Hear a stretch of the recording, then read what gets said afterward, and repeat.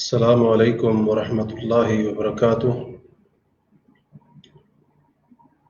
الحمد للہ رب العالمین، والصلاة والسلام علی سید الانبیاء والمرسلین وعلی آلہ وصحبہ اجمعین والذین اتبعوہم بإحسان الی یوم الدین، اما بعد۔ تدبر قرآن کے سلسلے میں آج ہم 19ویں پارے سے متعلق گفتگو کریں گے۔ اس پارے کے 3 حصے ہیں۔ پہلے حصے میں سورۃ الفرقان کی باقی آیات 21 تا 77 اور دوسرے حصے میں سورۃ الشعراء مکمل، جبکہ تیسرے حصے میں سورۃ النمل کی ابتدائی 59 آیات ہیں۔ اس پارے کی ابتدا آخرت پر ایمان نہ رکھنے والے متکبر اور سرکش کفار کے اس مطالبے سے ہوئی ہے کہ فرشتوں کو اتارا جائے یا اللہ تعالیٰ کو دکھایا جائے۔ یہ ان کا مطالبہ تھا۔ اس کا جواب یہ دیا گیا کہ جس دن وہ فرشتوں کو دیکھ لیں گے اس دن مجرموں کے لیے کوئی خوشخبری نہیں ہوگی اور ان کے اعمال کو ذروں کی طرح اڑا کر رکھ دیا جائے گا، یعنی ان کی ساری نیکیاں قیامت کے دن بے وزن اور بیکار جائیں گی۔ اس کے بعد اللہ تبارک و تعالی نے اس کا ذکر فرمایا کہ ظالم قیامت کے دن اپنے ہاتھوں کو کاٹے گا اور اپنے ان دوستوں کی دوستی پر افسوس کرے گا کہ جنہوں نے اسے حق سے دور کر دیا تھا، اور کہے گا کہ کاش میں نے فلاں کو دوست نہ بنایا ہوتا۔ اس میں ہمارے لیے نصیحت یہ ہے کہ ہم دوستی لگانے میں احتیاط کریں۔ ایسے لوگوں سے دوستی لگائیں جن کی دوستی کی وجہ سے ہمارے ایمان، دین اور آخرت کا فائدہ ہو، اور جن لوگوں کی دوستی کی وجہ سے ہمارے دین اور ایمان کا نقصان ہوتا ہو یا ہماری آخرت کا نقصان ہوتا ہو، ایسے لوگوں کی دوستی سے اجتناب کرنا چاہیے۔ اس کے بعد قیامت کے دن رسول کریم صلی اللہ علیہ وسلم اپنے رب سے جو ایک شکایت کریں گے، وہ شکایت ذکر ہوئی یہاں پر کہ وقال الرسول یا ربی ان قوم اتخذوا هذا القرآن مہجورا، کہ رسول صلی اللہ علیہ وسلم کہیں گے یہ اے میرے رب، بے شک میری قوم نے اس قرآن کو چھوڑ دیا تھا۔ اور اس کے بعد کفار کا یہ ایک اعتراض تھا کہ قرآن ایک ہی بار کیوں نہیں اتارا گیا۔ اس کا جواب دیتے ہوئے اللہ تعالیٰ نے فرمایا کہ ہم نے قرآن کو تھوڑا تھوڑا کر کے اس لیے نازل کیا ہے تاکہ ہم آپ کے دل کو اس سے تقویت پہنچائیں اور ہم اس کو اچھی طرح سے لوگوں کے لیے واضح کر دیں۔ اور ساتھ ہی مجرموں کا انجام بھی بیان کر دیا کہ قیامت کے دن انہیں ان کے چہروں کے بل جہنم کی طرف بھیجا جائے گا۔ آیت نمبر 35 تا 40 میں جھٹلانے والی قوموں، قوم موسیٰ، حضرت نوح علیہ السلام کی قوم، قوم عاد، ثمود اور اصحاب الرس کنویں والے، اور قوم لوط، ان کے درمیان اور بھی بہت ساری قومیں آئیں، ان کی ہلاکت اور بربادی کا ذکر ہوا ہے۔ اس کے بعد نبی کریم علیہ السلام کا کفار جو مذاق اڑاتے تھے اس کا اللہ نے ذکر کیا اور انہیں عذاب کی دھمکی دی ہے۔ اور ساتھ ہی اللہ تعالیٰ نے فرمایا کہ جن لوگوں نے اپنی خواہشات کو معبود بنا لیا ہے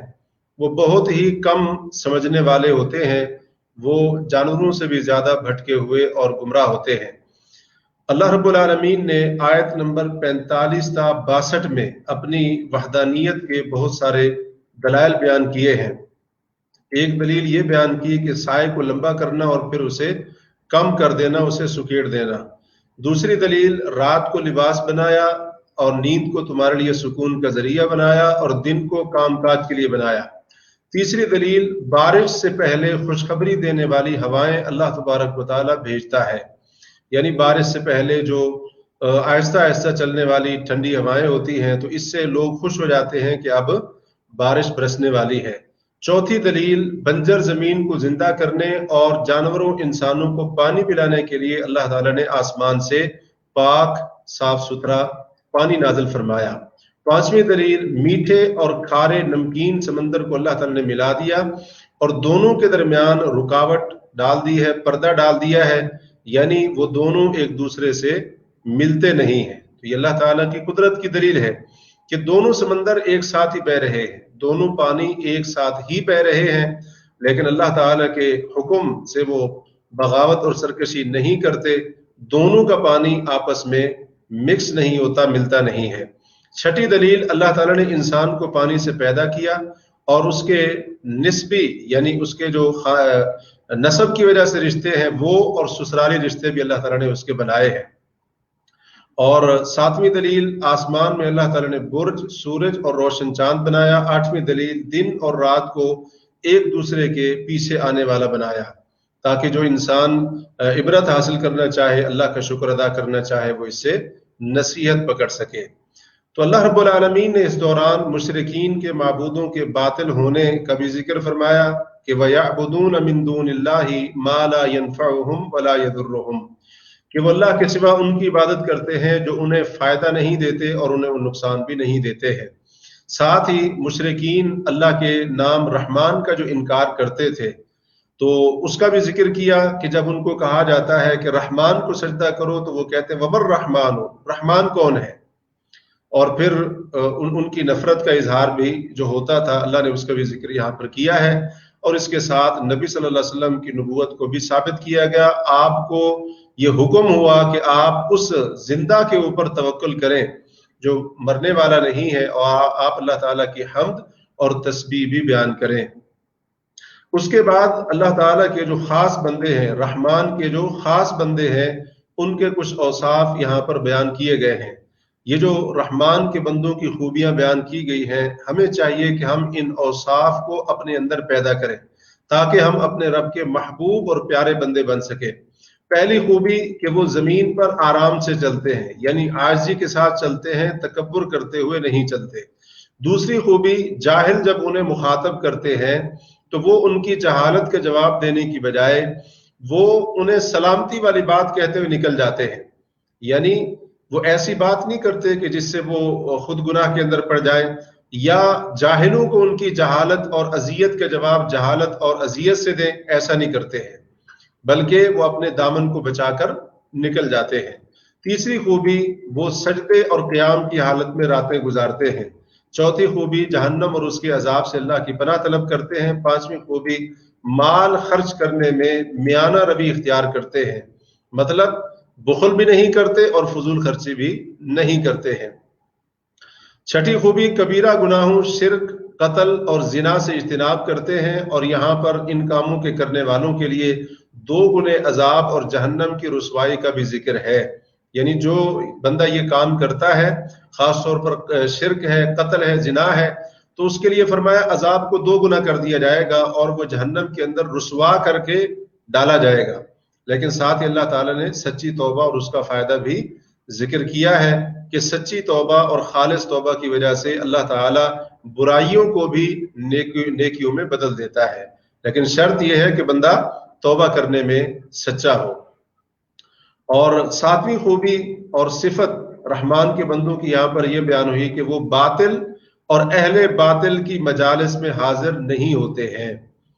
باطل اور اہل باطل، یہاں پر لفظ استعمال ہوا ہے لا یشہدون الزور، زور کہتے ہیں حق سے ہٹی ہوئی بات، یعنی باطل بات، اس کے اندر گانا بجانا، اس کے اندر بے حیائی کی مجلسیں، اور اس کے اندر مشرکین کے تہوار، ان کی عیدیں، یہ ساری کی ساری چیزیں آتی ہیں۔ اور ساتھ ہی اللہ نے فرمایا کہ اگر بغیر ارادے کے انہیں لغو اور باطل میں مشغول ہونے والے لوگوں کے پاس سے گزرنا پڑ جائے تو اب ایسا نہیں کرتے کہ وہاں پر وہ ٹھہر کر دیکھنا شروع کر دیں کہ اب یہ کس طرح سے باطل کے اندر، لغو کے اندر مشغول ہیں، بلکہ اس کا مطلب یہ ہے کہ وہ انہیں روکتے ہوئے اپنے آپ کو وہاں سے بچا کر وہاں سے نکل جاتے ہیں۔ تو یہ رحمان کے بندوں کی خوبی ہوتی ہے۔ کہنے کا مقصد یہ ہے کہ وہ کسی بھی طرح سے باطل کے اندر شریک نہیں ہوتے ہیں اور اہل باطل کی صحبت میں نہیں بیٹھتے ہیں۔ اور 8ویں خوبی، جب رب کی آیات کے ساتھ انہیں نصیحت کی جائے تو وہ اندھے اور بہرے نہیں بن جاتے، یعنی اپنی آنکھوں سے وہ عبرت حاصل کرتے ہیں اور اسی طرح سے کانوں سے وہ اللہ تعالیٰ کی نصیحتوں کو سنتے ہیں اور نصیحت حاصل کرتے ہیں۔ 9ویں ان کی خوبی یہاں پر یہ بیان ہوئی کہ وہ اللہ تعالیٰ سے اس طرح سے دعا کرتے ہیں ربنا هب لنا من ازواجنا وذریاتنا قرۃ اعین واجعلنا للمتقین اماما، کہ ہمارے رب ہماری بیویوں اور ہماری اولاد میں سے ہمیں آنکھوں کی ٹھنڈک عطا فرما، یعنی ہماری گھر والیوں کو اور ہماری اولاد کو ہماری آنکھوں کی ٹھنڈک بنا دے. اے اللہ ہمیں متقین کا امام بنا دے, ہم متقی لوگوں کے لیے قدوہ یعنی نمونہ اور اسوہ اور آئیڈیل بن سکے. اللہ تعالیٰ نے ان لوگوں کی جزا کا ذکر کرتے ہوئے فرمایا کہ صبر کرنے کی وجہ سے ان کو جنت عطا کی جائے گی, وہاں پر فرشتے ان پر سلام کریں گے. تو اس کے اوپر یہ رحمان کے بندوں کا ذکر مکمل ہوا ہے. تو اس کے بعد اس پارے کا دوسرا حصہ شروع ہوتا ہے اور وہ ہے سورۃ الشعراء. اس سورت کا بنیادی موضوع ہے جھٹلانے والوں کا انجام بیان کرنا, اس لیے اس میں کئی قوموں کے واقعات بھی بیان ہوئے ہیں, اور سورت کے آخر میں قرآن مجید کی حقانیت اور صداقت کو بھی واضح کیا گیا ہے. سورت کے شروع میں نبی صلی اللہ علیہ وسلم کے اس غم اور پریشانی کو بیان کیا گیا ہے کہ نبی صلی اللہ علیہ وسلم کو کفار کے ایمان نہ لانے پر جو غم اور پریشانی لاحق رہتی تھی,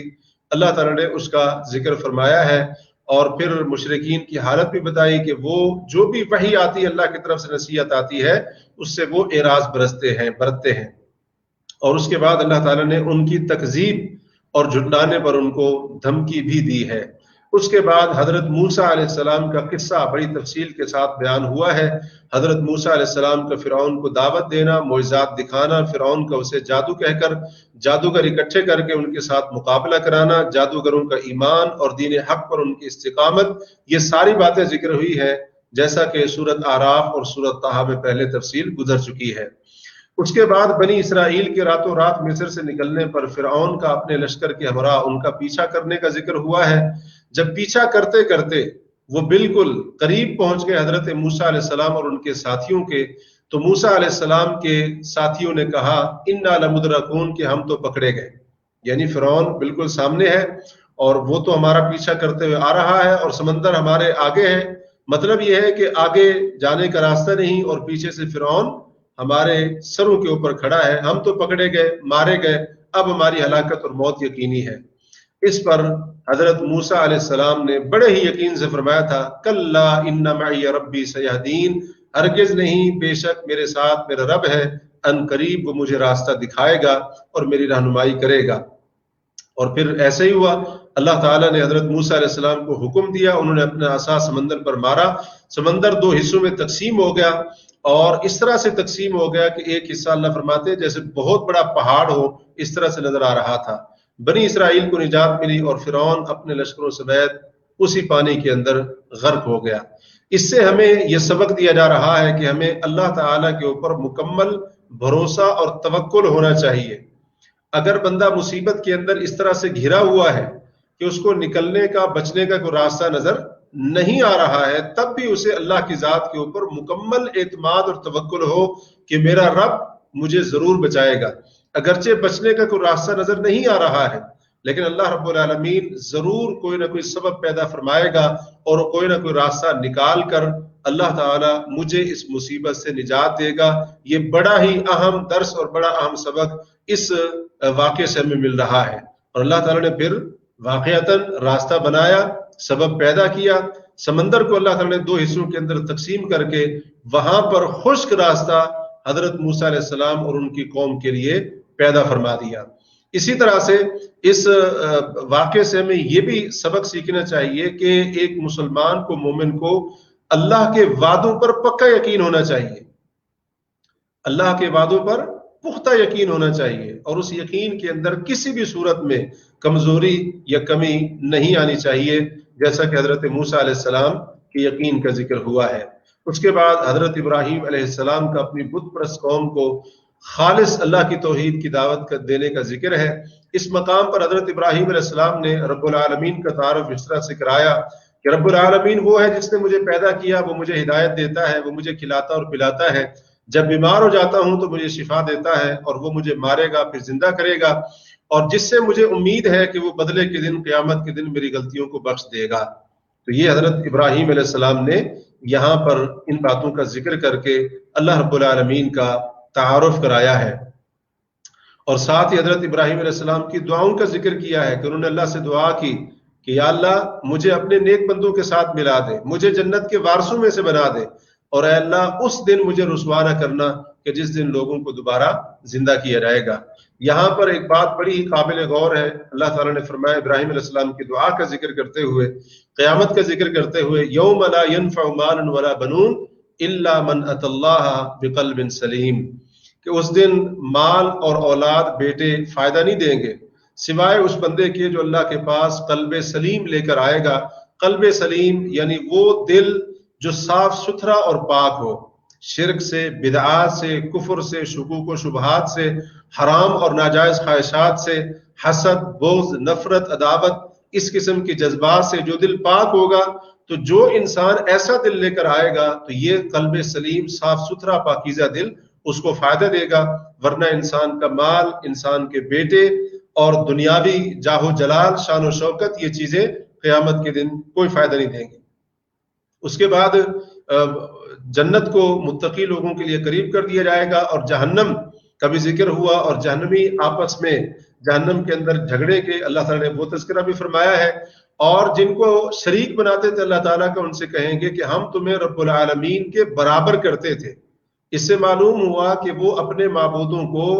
اللہ نہیں کہتے تھے، اور نہ ہی اللہ مانتے تھے، اور نہ ہی خالق اور مالک ان کو سمجھتے تھے، بلکہ ان کی عبادت کر کے انہیں اللہ کے برابر کرتے تھے، اور یہی ان کا جرم تھا۔ تو اس سے پتہ چلا کہ مخلوق کو اللہ کے برابر کر دینا یہ شرک ہے۔ اگر ہم مخلوق کے لیے وہ کام کریں گے جو صرف اللہ تعالیٰ کے لیے کرنا چاہیے، عبادت بندگی کے کام، تو ہم اس مخلوق کو اللہ کے برابر کر دیں گے، اور یہ اللہ کے ساتھ شرک ہو جائے گا، جو سب سے بڑا ظلم اور سب سے بڑا گناہ ہے۔ اس کے بعد جہنمی خود کہیں گے کہ آج ہمارے لیے نہ کوئی سفارشی ہے اور نہ ہی کوئی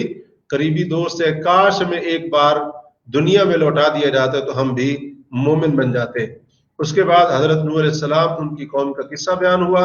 جب انہوں نے اپنی قوم کو اللہ سے ڈرنے اور اپنی اطاعت کا حکم دیا تو انہوں نے حضرت نوح علیہ السلام کو سنگسار کرنے کی دھمکی دی،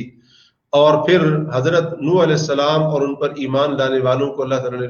نجات عطا فرمائی، اور جو جھٹلانے والے تھے ان کو غرق کر دیا گیا۔ پھر قوم عاد کا ذکر ہوا کہ حضرت ہود علیہ السلام نے جب انہیں فضول خرچی اور لوگوں پر ظلم کرنے سے روکا، اور جانوروں، بیٹوں، باغات کی شکل میں اللہ تعالیٰ کی نعمتیں انہیں یاد کرائیں، تو انہوں نے آگے سے جواب دیا کہ آپ ہمیں نصیحت کریں یا نہ کریں ہمارے لیے برابر ہے۔ مطلب یہ ہے کہ ہمیں کوئی فرق پڑنے والا نہیں ہے، اور نہ ہی ہمارے اوپر کوئی عذاب آنے والا ہے، یعنی جس عذاب سے آپ ہمیں ڈراتے رہتے ہیں ہمارے اوپر کوئی عذاب آنے والا نہیں ہے۔ تو اللہ تعالیٰ نے ان جھٹلانے والوں کو بھی ہلاک کر کے رکھ دیا۔ تو اس سے ہمیں یہ سبق سیکھنا چاہیے کہ اگر ہمیں کوئی سمجھانے والا سمجھاتا ہے، نصیحت کرتا ہے، ہماری غلطی اور کوتاہی کے اوپر تنبیہ کرتا ہے، تو ہمارا رویہ اس کے ساتھ قوم عاد والا نہیں ہونا چاہیے کہ آپ ہمیں سمجھائیں یا نہ سمجھائیں، ہمارے اوپر کوئی فرق پڑنے والا نہیں ہے، ہم پر کوئی اثر پڑنے والا نہیں ہے، بلکہ ایک مومن نصیحت کو قبول کرتا ہے۔ اس کے بعد قوم سمود کا ذکر ہوا کہ جب حضرت صالح علیہ السلام نے انہیں ان کی غفلت، عذاب، دنیا سے چلے جانا، موت سے غفلت، ان چیزوں پر تنبیہ کی، اور اسی طرح سے جو حد سے بڑھنے والے، زمین میں فساد پھیلانے والے تھے، ان کی اطاعت کرنے سے منع کیا، تو قوم نے کہا کہ ہم سمجھتے ہیں آپ کے اوپر جادو کیا گیا ہے، نعوذ باللہ من ذالک،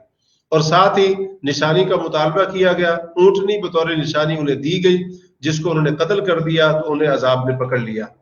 اس کے بعد قوم لوط کا قصہ بیان ہوا ہے کہ حضرت لوط علیہ السلام نے جب انہیں ان کے حد سے تجاوز کرنے پر تنبیہ کی،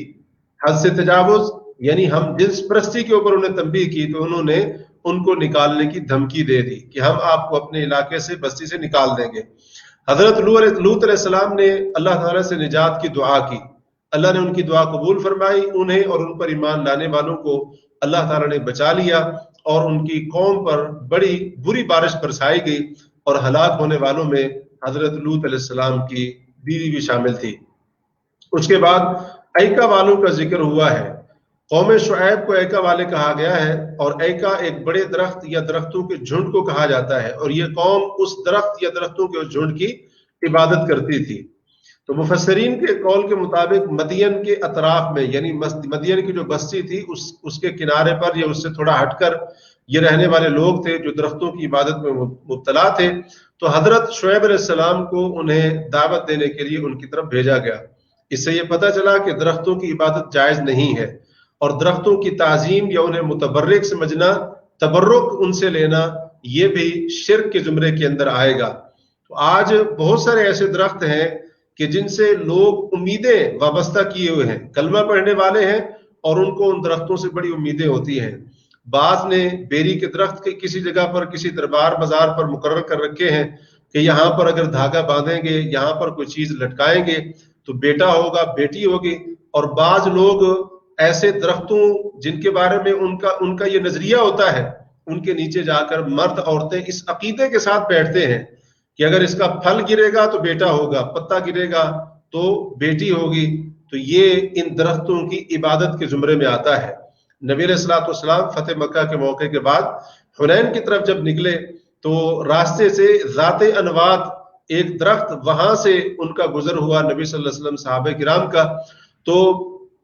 बाद लोग जो नए मुसलमान हुए थे उन्होंने कहा कि अल्लाह के रसूल, आप हमारे लिए भी कोई ज़ाते अनवात मुकर्रर कर दें। और ये ज़ाते अनवात एक रिवायत के मुताबिक मुशरिकीन इस दरख्त की ताजीम करते थे, इसके ऊपर असला लटकाया करते थे। तो नबी अलैहिस्सलातु वस्सलाम बड़े नाराज हुए। आपने फरमाया कि तुमने तो वही बात की जैसे मूसा अलैहिस्सलाम की कौम ने बुत परस्तों को देखकर कहा था कि मूसा, हमारे लिए भी इनके माबूदों की तरह एक माबूद मुकर्रर कर दे। और फिर आप सल्लल्लाहु अलैहि वसल्लम ने फरमाया कि तुम पहले लोगों के नक्शे कदम पर जरूर चलोगे। और उसकी वजाहत आपने खुद फरमा दी कि इससे मुराद यहूद व नसारा है। तो मतलब यह है कि नबी अलैहिस्सलातु वस्सलाम ने इस चीज को कतन पसंद नहीं फरमाया। तो दरख्तों के साथ बंदे को लगाव हो और बंदा अपने नफा नुकसान को दरख्तों के साथ जोड़ दे, उन्हें तबर्रुक का जरिया माने, और इसी तरह से क्योंकि फलां बुजुर्ग इस दरख्त के नीचे बैठकर इबादत करते थे, यहां आकर बैठे थे, लिहाजा इसके नीचे बैठना, इससे बरकत आएगी, इससे औलाद मिलेगी, ये इस तरह की जो ताजीम है ये अल्लाह के दीन के अंदर दुरुस्त नहीं है। ये ताजीम और इसी तरह से तबर्रुक लेना, बरकत अल्लाह ताला की जात की तरफ से है, किसी मखलूक और इंसान की तरफ से बरकत नहीं मिलने वाली है। हजरत शुएब अलैहिस्सलाम ने जब उन्हें नाप तोल में कमी करने से मना किया तो उन्होंने हजरत शुएब अलैहिस्सलाम को कहा कि आपके ऊपर हम समझते हैं जादू हुआ है, और नऊज़ बिल्लाह मिन ज़ालिक उनको झूठा कहा और अजाब का मुतालबा किया, जिसके नतीजे में उन पर बादलों की शक्ल में अजाब आया। सूरत अल-अहक़ाफ़ 26वें पारे में उसकी तफसील आएगी। और वो हलाक कर दिए गए। इसके बाद कुरान करीम की सदाकत को बयान करते हुए अल्लाह ताला ने फरमाया कि कुरान को जिब्रील ने नबी सल्लल्लाहु अलैहि वसल्लम के दिल पर उतारा है और ये वाज़े अरबी ज़बान के अंदर है। इसकी सदाकत की एक दलील ये भी है कि इसका जिक्र पिछली किताबों के अंदर मौजूद है। इसी तरह से बनी इसराइल में से जो हक परस्त उलमा है, जैसे अब्दुल्लाह बिन सलाम रज़ी अल्लाह अन्हु, जो ईमान लाए हैं, वो भी गवाही देते हैं कि ये कुरान हक और सच है। इसी तरह से कुफार का एक एतराज था कि कुरान मोहम्मद सल्लल्लाहु अलैहि वसल्लम पर शयातीन ने उतारा है। उसका जवाब देते हुए अल्लाह ने फरमाया कि शैतानों को तो आसमान की बातें सुनने से ही दूर कर दिया गया है। यानी जब वो आसमान की बातें सुनने जाते हैं तो शिहाब साकिब के जरिए सितारा उनके ऊपर फेंक कर उनको भगा दिया जाता है। और आसमान की बातें सुनना ये शैतानों के बस की बात भी नहीं है और ना ही इसकी वो ताकत रखते हैं। उसके बाद नबी सल्लल्लाहु अलैहि वसल्लम को कुछ नसीहतें की गई। पहली नसीहत, आप अपने करीबी रिश्तेदारों को डराएं। दूसरी नसीहत, अहले ईमान के लिए तवाज़ु इख्तियार करें। तीसरी नसीहत, कुफार अगर आपकी नाफरमानी करें तो आप उनके कुफ्रिया शिरकी अमाल से ऐलान बरात करें। और चौथी नसीहत यहाँ पर यह की गई कि गालिब और रहम करने वाले रब पर तवक्कुल करें जो आपको क़याम और सजदे की हालत में देखता है।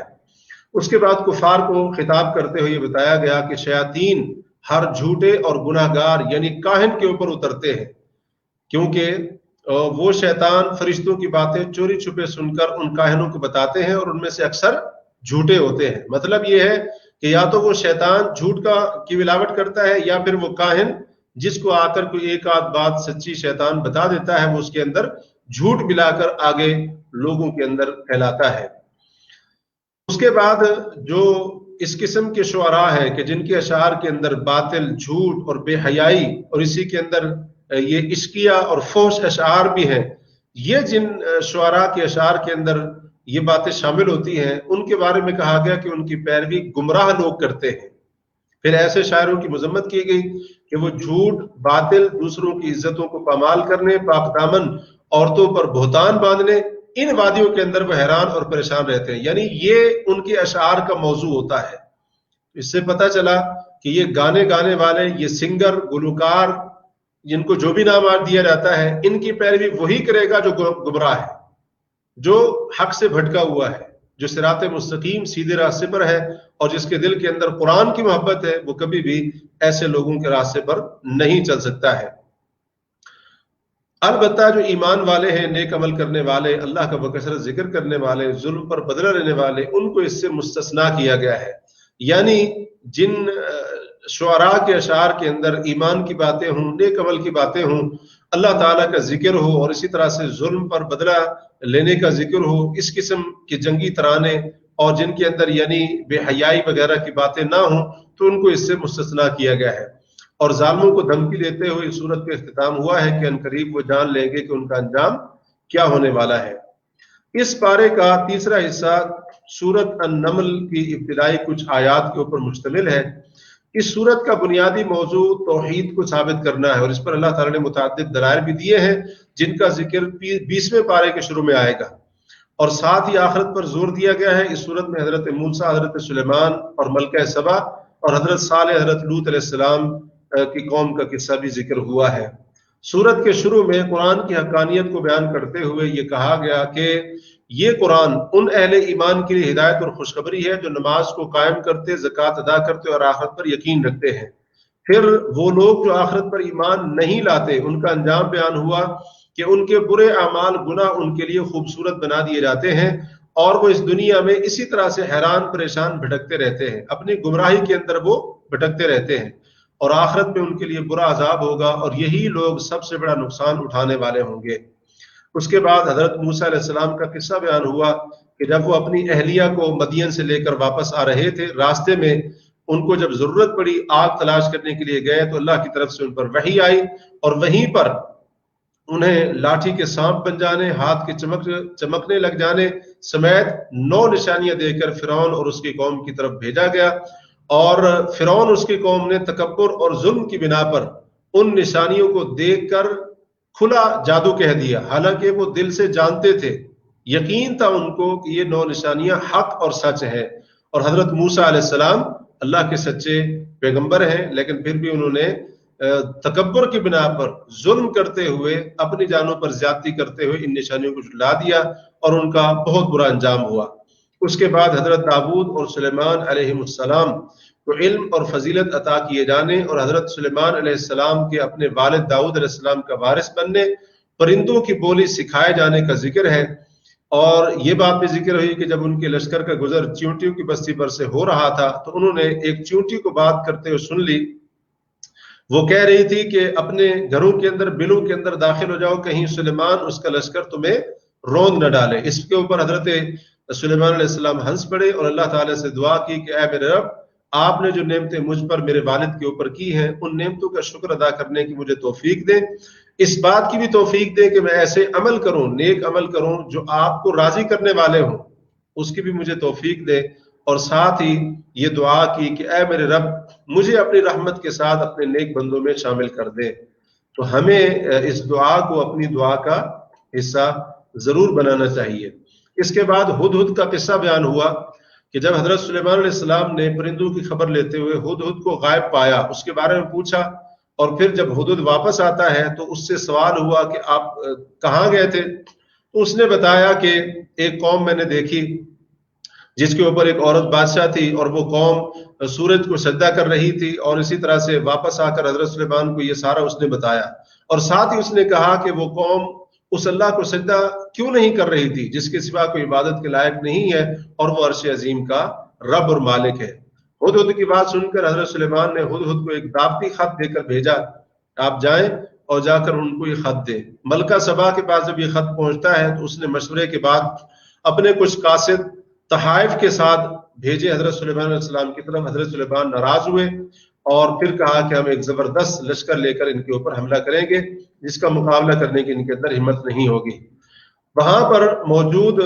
جو لوگ تھے یعنی جن اور انس، حضرت سلیمان نے ان سے کہا کہ تم میں سے کون ہے جو اس ملکہ کا تخت میرے پاس لائے؟ جنوں میں سے ایک طاقتور جن نے کہا کہ آپ کے اپنی جگہ سے کھڑا ہونے سے پہلے میں وہ تخت لے کر آؤں گا۔ اور پھر ایک اللہ کا بندہ جس کے پاس کتاب کا علم تھا،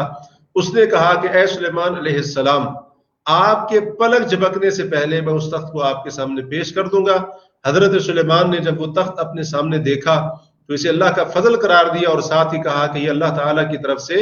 آزمائش ہے میرے لیے کہ میں اپنے رب کا اس کے اوپر شکر ادا کرتا ہوں یا نہ شکری کرتا ہوں۔ اس کے بعد اس تخت میں تبدیلی کرنے کا اللہ نے حکم دیا۔ ملکہ سبا جب آئی وہاں پر تو اس کو وہ تخت دکھایا گیا، وہ اس کو پہچان نہ سکی، اور ساتھ ہی اس کے مسلمان ہونے کا ذکر بھی موجود ہے۔ اس قصے میں ہمارے لیے عبرت یہ ہے کہ ایک پرندے ہدہد کے ذریعے اللہ تعالی نے ایک پوری قوم کو ہدایت عطا فرمائی اور شرک سے توبہ کرنے کی توفیق عطا فرمائی۔ سوال یہ ہے کہ ایک پرندہ، اس نے تو اپنی ذمہ داری ادا کی اور شرک کے اوپر وہ خاموش نہ رہا، اور اس قوم کو شرک سے نکالنے کے لیے ایک پرندے نے اتنا اہم کردار ادا کیا، تو ہم انسان ہو کر اپنے جیسے انسانوں اور اپنی جیسی مخلوق کو بچانے کے لیے، شرک سے ان کو نکالنے کے لیے، ان کی ہدایت کے لیے کتنا ہم فکر مند ہیں، ہمارا کیا کردار ہے، اور اس کے لیے ہم نے کتنی محنت کی ہے، کتنی کوشش کی ہے، یہ ایک بہت بڑا سوال ہے جس کے اوپر ہمیں غور کرنا چاہیے۔ اس کے بعد حضرت صالح علیہ السلام کی قوم کا قصہ بیان ہوا ہے کہ انہوں نے اپنی قوم کو صرف اللہ کی عبادت کی دعوت دی، گناہوں کی بخشش مانگنے کی ترغیب دلائی۔ قوم نے کہا کہ ہم آپ سے، آپ کے ساتھیوں سے بدشگونی لیتے ہیں، یعنی نعوذ باللہ من ذالک، آپ کو، آپ کے ساتھیوں کو منحوس سمجھتے ہیں۔ حضرت صالح نے فرمایا کہ نفع نقصان، تمہارا نفع نقصان اللہ کی طرف سے ہے، یعنی کسی انسان کی وجہ سے نہیں ہوتا ہے۔ اور یہاں پر ان 9 شرپرست پسند لوگوں کا ذکر کیا گیا ہے جنہوں نے زمین کے اندر فساد پھیلایا ہوا تھا، اور انہوں نے ایک دوسرے کو قسمیں دیتے ہوئے یہ منصوبہ بنایا، یہ سازش تیار کی کہ حضرت صالح اور ان پر ایمان لانے والوں کو رات کے اندھیرے میں ہم قتل کریں گے۔ ان کی سازش کا اللہ فرماتے ہیں نتیجہ یہ نکلا کہ اللہ نے ان 9 بندوں کو اور ان کی پوری قوم کو تباہ و برباد کر کے رکھ دیا۔ اس سے پتہ چلا کہ پوری قوم کو برباد کرنے کے لیے بعض دفعہ چند افراد بھی کافی ہو جاتے ہیں، چند لوگ بھی کافی ہو جاتے ہیں۔ اس کے بعد حضرت لوط علیہ السلام کا ذکر ہے کہ جب انہوں نے اپنی قوم کو سمجھایا کہ تم جان بوجھ کر بے حیائی کا کام کرتے ہو اور تم عورتوں کو چھوڑ کر مردوں سے اپنی شہوت پوری کرتے ہو، اس پر ان کو حضرت لوط علیہ السلام نے جاہل قرار دیا، تو قوم نے انہیں ان کے ساتھیوں سمیت بستی سے نکالنے کا کہا کہ یہ بڑے پاک باز بنے پھرتے ہیں۔ حضرت لوط علیہ السلام ان کے ساتھیوں کو نجات ملی، مجرموں کے اوپر پتھروں کی زوردار بارش برسائی گئی۔ اس پارے کے آخر میں اللہ تعالیٰ نے نبی صلی اللہ علیہ وسلم کو اپنی حمد بیان کرنے کا حکم دیا، اور ساتھ ہی جو اللہ کے چنے ہوئے بندے ہیں ان پر سلام بھیجنے کا ذکر ہے۔ بعض مفسرین کے مطابق یہاں پر اللہ کے چنے ہوئے بندے جن پر سلام بھیجا جا رہا ہے، اس سے مراد اصحاب محمد صلی اللہ علیہ وسلم ہے، نبی کریم صلی اللہ علیہ وسلم کے صحابہ ہیں، تو جس سے صحابہ کرام کی فضیلت ثابت ہو رہی ہے۔ اور پھر اس عظیم سوال پر پارے کا اختتام ہوا ہے، فرمایا اللہ خیر اما یشرکون، کیا اللہ زیادہ بہتر ہے یا جن کو یہ اللہ کا شریک بناتے ہیں وہ زیادہ بہتر ہیں؟ اس سوال کا جواب اگلے پارے کے شروع میں بڑی تفصیل کے ساتھ دیا گیا ہے۔ اللہ تعالیٰ سے ہم دعا کرتے ہیں کہ اللہ رب العالمین ان باتوں کو سمجھنے کے بعد ہمیں ان پر عمل کرنے کی توفیق عطا فرمائے۔ وباللہ التوفیق۔